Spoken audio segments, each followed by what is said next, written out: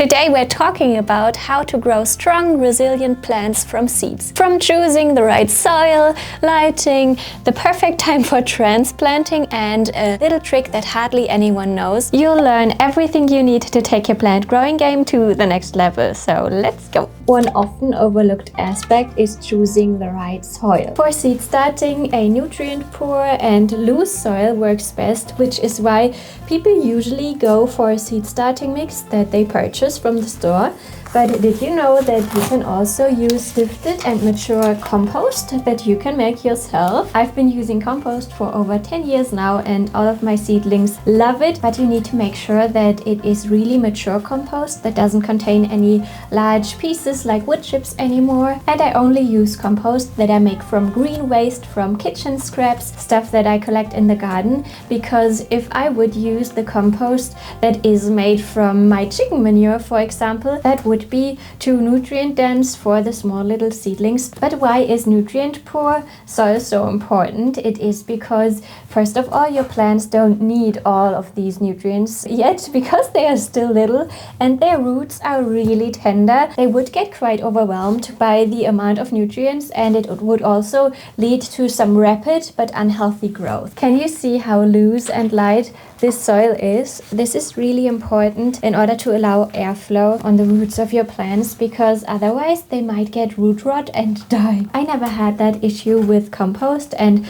seed starting mix is also designed in order to prevent root rot. So both of them are valid options when it comes to your seed starting, and usually compost contains slightly more nutrients than seed starting mix, which is why tomatoes and peppers and cucumbers are extra happy when you put them into compost, but plants like lettuce might be happier in a seed starting mix. Soil check, but let's talk containers next. I have some really cost-effective and sustainable options for you. The choice of pots is crucial for the growth of your seedlings. Whether you use recycled containers or special seed starting systems, there are a few points to keep in mind. The first one being drainage is everything. Make sure your pots have drainage holes in the bottom so excess water can escape, because overwatering is one of the most common reasons for seedlings to get sick, because it causes root rot. There are so many recycling options when it comes to planting pots that you can actually save a bunch of money. You could use old Tetra packs or yogurt cups, and the best tip in my opinion is to go to a graveyard and look through their garbage section, because a lot of people throw away these plastic containers that you can still reuse. There are biodegradable pots that you can plant straight into your beds. These are eco-friendly options because you avoid using too much plastic in your garden. But to be honest, I don't have the best experience with pots that are made from wood fiber or coconut fiber, because they tend to mold and they dry out really fast. I love using these sturdy plastic pots instead. I mean, yes, you are using plastic in your garden, but there are really durable models out there, and I have seen especially these one being used on a farm where I've been working for over 10 years. And in my opinion, this is also a great way to reduce plastic waste if you just invest in something that is really sturdy and will last you a long time. I personally use seedling trays like this one because they let me fit a lot of plants in a small space and make it easy to transport the seedlings from the growing station to the garden. You choose the size of your pots based on the plant that you want to grow. These are bigger pots that I use for tomatoes, peppers, cucumbers, zucchini, squash. All of these will go into these containers. I also have some smaller ones that I will use for lettuce and cabbage. And the bigger ones are about 4 by 4 inches and the smaller ones about 2 by 2 inches. And I will insert a list of veggies so that you know which ones are happiest in which container. There are plants that are pretty sensitive to transplanting. These are cucumbers, squash, summer squash or zucchini, and melons. I'm transplanting most of the other plants that I start indoors, but not the cucumber and her friends. They all go into the bigger containers from the beginning, so each has their own container from the very start, so that I can avoid to disturb their roots at any cost. Make sure your pots are placed on a stable and waterproof surface. This makes bottom watering so much easier, and it keeps your windowsill or your table dry. It definitely makes sense to invest in a high quality seed starting system if you plan to grow plants for many years. I will put the link to the pots I use and love and all the other equipment in the top pinned comment. Now our soil is ready and the pots are set, and now there's just one important trick missing. It sounds simple, but it's absolutely essential. Label your pots. Many seedlings look very similar. If you forget to label them, you might end up planting your vegetables too close together or in a spot where they won't thrive because you won't know which plant you're handling. I always label the variety too, so not just tomato, but maybe Aunt Ruby's Gold, so that I can figure out which varieties I like the best and will continue to be growing in my garden. For seed starting, I use popsicle sticks as markers because you can buy them cheaply in large quantities, and I always write on them with a pencil because it lasts the best. But later in the garden, I prefer these beautiful slate markers for labeling my plants. They stay nice looking for a long time and are completely weatherproof, and I use white permanent markers to write on them. And now we have our soil, our pots, and our organization in place. But for the best start, seeds also need the right timing. So let's ask the big question: when is the best time to sow? Every type of plant has its own optimal sowing time. Tomatoes, for example, have a really long lead time, which is why, at least where I live in a zone 7, I plant them as early as February in order to plant them in my garden in May. Other plants like cucumbers that are heat loving but also fast growing can be sown a lot later.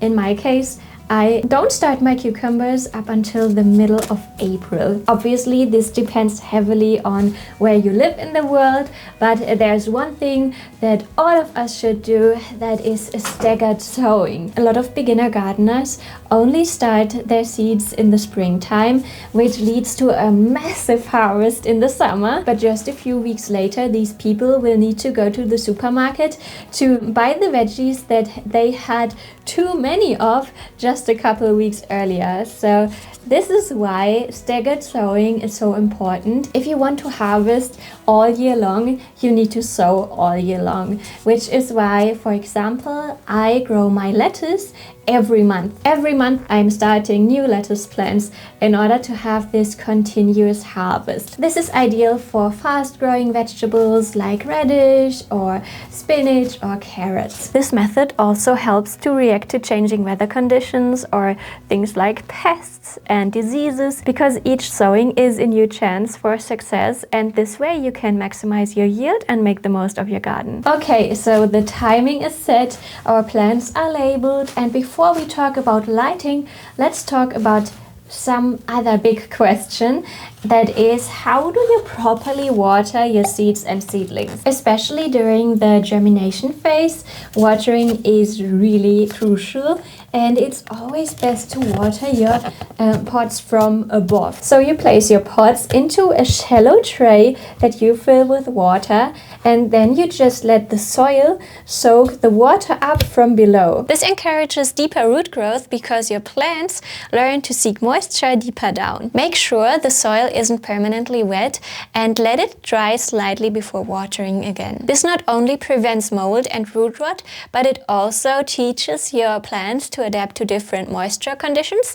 and therefore makes them a lot stronger. It is the #1 game changer to get your plants from looking like this to this. Your seedlings need up to 16 hours of light every day to grow strong and avoid a leggy growth where they become long and thin. Even at a bright and south-facing window, it might be a little too dark to grow really strong seedlings. You need to try it out at your place yourself. But trust me, LED grow lights can absolutely help. These lights are designed to provide the optimal light spectrum for plant growth. I have just grabbed an inexpensive shelf from IKEA and turned it into my seed starting station. I just place all of my seedlings in the shelf, and then I just hang all of my LED grow lights under each shelf to ensure that all of my seedlings get the right amount of light. With enough light, your seedlings will develop strong stems and healthier root systems. So the preparation is complete. Now let's move on to the main event, sowing your seeds. Every plant has its optimal sowing depth. For example, lettuce is a light germinator and basil is too. You just take these seeds and press them lightly onto the soil. I always make sure that I water my soil first, and then I just take my seeds and lightly press them onto the surface of the soil. There are also dark germinators like tomatoes, and their seeds want to be covered with a thin layer of soil, and the sowing depth is always indicated on the back of your seed packages. But don't forget to take care of your seedlings as they grow. Before your seedlings move outdoors, they need to be accustomed to the outdoor environment. On a warm day, just take them outside for a couple of hours in a shady spot, and then gradually increase the amount of time they spend outdoors. But don't go too hard on your plants just yet, because they have never felt the feeling of sun on their leaves or a breeze of wind passing by, and they are really not accustomed to any of that, which is why you should gradually increase the amount of time they spend outdoors, and especially in the sun. I do this over the span of a week before I finally plant them in my garden. Heat-loving plants like tomatoes and peppers should only move outside once the nighttime temperatures stay consistently above 50 degrees Fahrenheit or 10 degrees Celsius, because otherwise your plants could be damaged by the colder temperatures. If you're unsure, you can always use a fleece cover to protect your plants at night. And now let's see what the algorithm thinks you might like to watch next. Is it right or not? Until next time, see you, go outside and make the world a little greener. Bye!